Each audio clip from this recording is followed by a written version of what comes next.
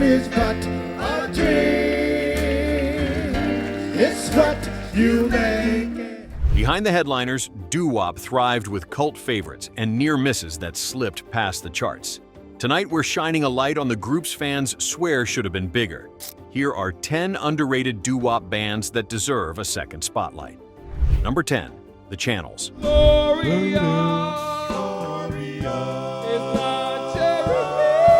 Bronx street corner gatherings in the middle of the 1950s sparked the kind of harmonies heard in The Closer You Are.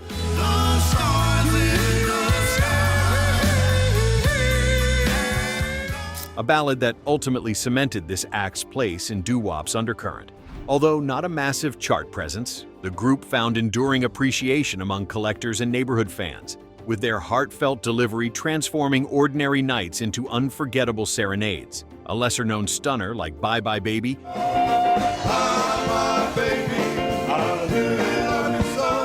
also revealed the outfit's knack for aching lead vocals paired with heavenly backing lines. Originating from the Bronx, these singers drew inspiration directly from their urban backdrop, layering jazzy inflections into their soulful arrangements. Their signature tune, The Closer You Are,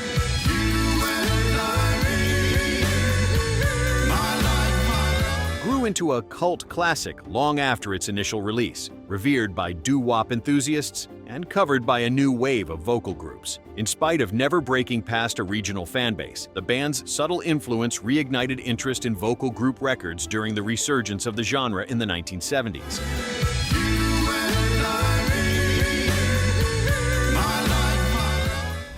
Number 9, The Solitaires.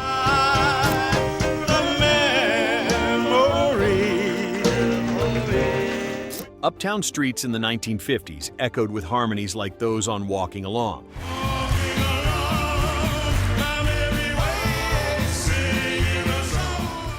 A track that later became fiercely prized by collectors for its aching vocal blend and city-wise charm. This Harlem-based outfit also caught regional ears with Blue Valentine,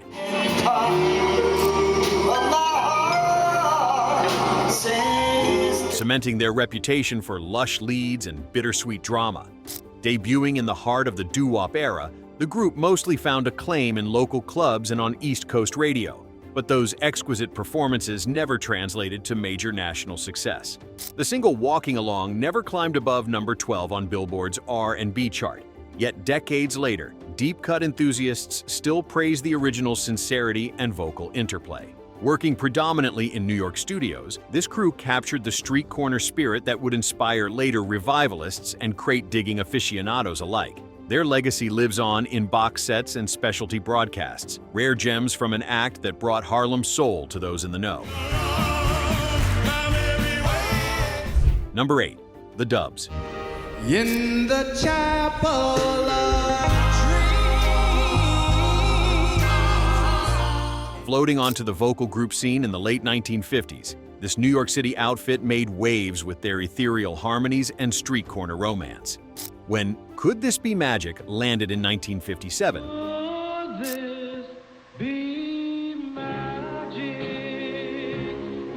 listeners were instantly drawn to the gentle interplay of voices that defined the group's sound. Another standout, Don't Ask Me to Be Lonely, Please don't ask me to be lonely, showcased their skill for heartbreaking melodies and set them apart from the bustling crowd of doo wop hopefuls. Despite not dominating pop airwaves, their material strongly influenced the approach of later harmony-driven ensembles throughout the next decade.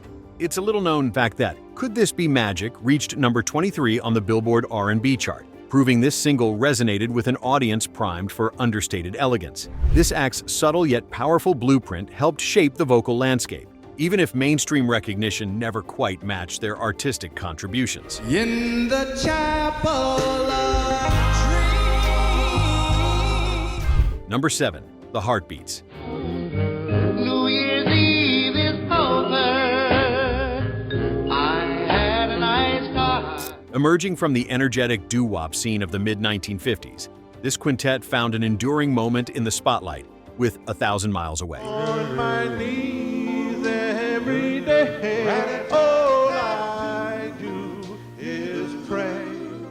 While never achieving the mainstream visibility of some larger label counterparts, the group created a gospel-tinged signature sound that resonated on New York City street corners.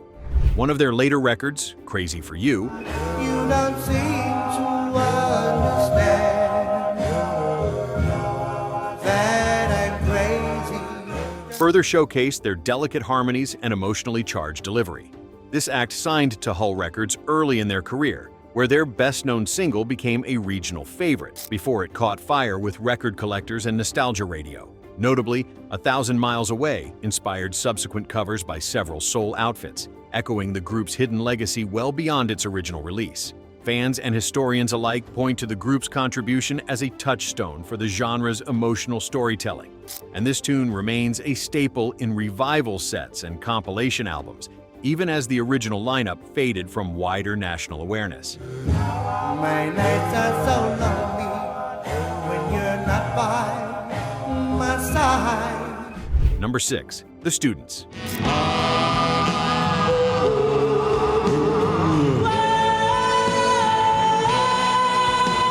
Emerging from the Midwestern scene in the late 1950s, a heartfelt plea for young love transformed teens from Cincinnati into understated legends. I'm So Young reached the airwaves in 1958.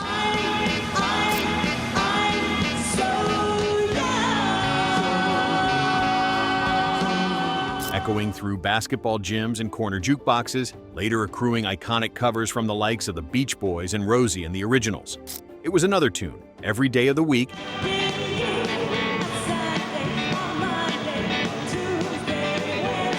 that further cemented the group's reputation within Doo Wop circles, though national headlines remained elusive.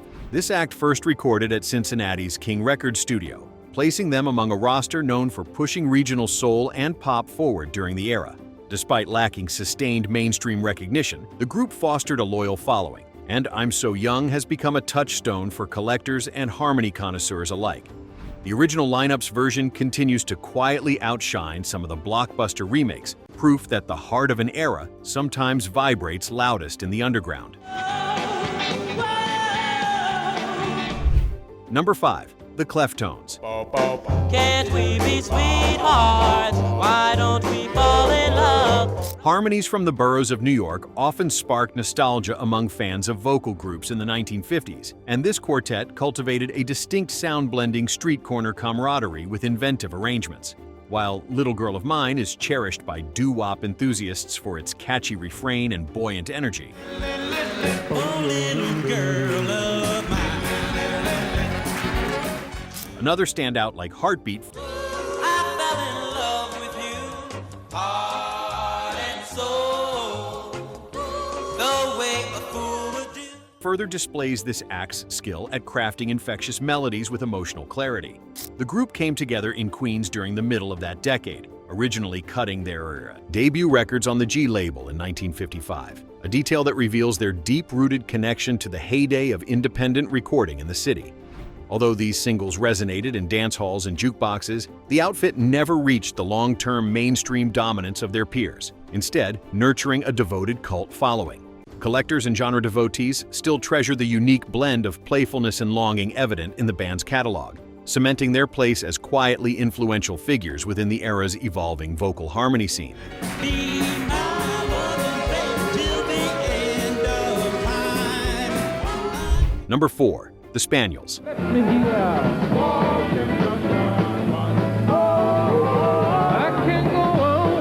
In bustling mid-century Gary, Indiana, this act crafted heartbreak melodies that helped define the evolution of vocal harmony groups. After their breakout with Goodnight Sweetheart, Goodnight, Good night, sweetheart. Well, it's time to go. a 1954 release that glided onto radio playlists nationwide, the group delivered a stream of softly swaying ballads that rarely find their way onto best-of lists. Another highlight, Baby, It's You, I need you so, and I will never. showcased not only the tender vocal interplay the outfit became known for, but also the depth of their underexplored back catalog. Signed early to VJ Records, these pioneers became one of the first black groups featured by the influential Chicago label. a relationship that brought them modest airplay, but seldom the national spotlight of peers. Although Goodnight Sweetheart, Goodnight remains a jukebox classic, the record's enduring popularity overshadows the robust artistry found throughout their discography. For those who dig deeper, the group's subtle approach offers a distinct counterpoint to the flashier acts of the 1950s. I can't go on everything I have. Number 3, The Penguins. And each time I do, it brings back. Mid-1950s, Los Angeles was alive with young harmony groups seeking their moment in the spotlight. This act's Earth Angel Earth angel, please be mine. swept through airwaves in 1954, cementing its legacy as a timeless love ballad and influencing generations of vocal-driven music. Although the success of this track launched the group to national attention, another notable single, Baby Let's Make Some Love,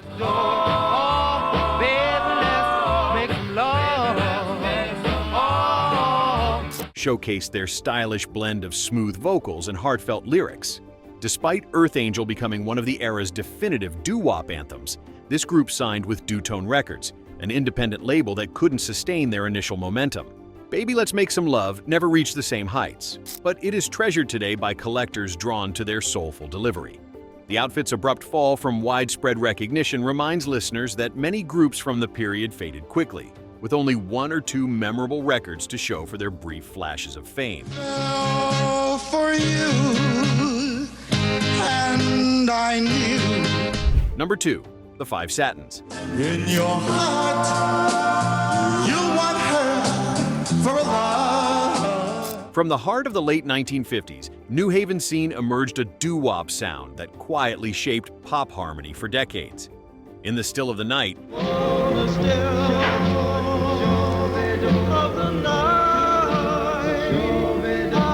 their signature ballad exemplifies the slow dance yearning and vocal layering that set this act apart. Yet, listeners digging deeper will find To the Aisle equally haunting.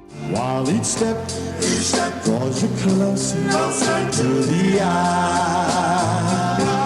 Weaving organ lines and falsetto lifts that show sophistication beyond a single hit. Recorded in the basement of a local church, the group's best-known song became a template for countless vocal ensembles and saw renewed fame through repeated appearances in film soundtracks. To the Aisle managed a respectable run on the pop singles chart, briefly brushing the top 40 and earning a spot in summer jukebox rotations. This outfit's nuanced harmonizing and unflashy arrangements made them cult favorites for soul collectors and fans of deep-cut doo-wop, well past the peak of that era's airplay.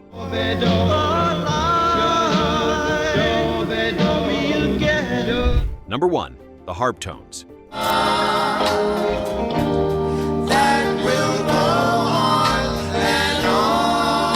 In the heart of the 1950s New York doo-wop circuit, layered vocals and elaborate arrangements set certain groups apart. Immortalized by Life Is But a Dream, Life is but a dream. It's what you make it. this act drew acclaim among die-hard doo-wop fans, even as mainstream exposure eluded them. The group's intricate harmonies come alive on Sunday Kinda Love. I want a Sunday kind of love. A standout single that remains a favorite among collectors. While many contemporaries rode the crest of pop's emerging soul wave, these singers never managed a true chart breakthrough. But their studio work, particularly under the guidance of pianist-arranger Raul Sita, has become the stuff of genre legend. With a debut in 1953, these performers helped shape the vocal group blueprint and influenced countless later acts, from street corner quartets to television nostalgia revivals.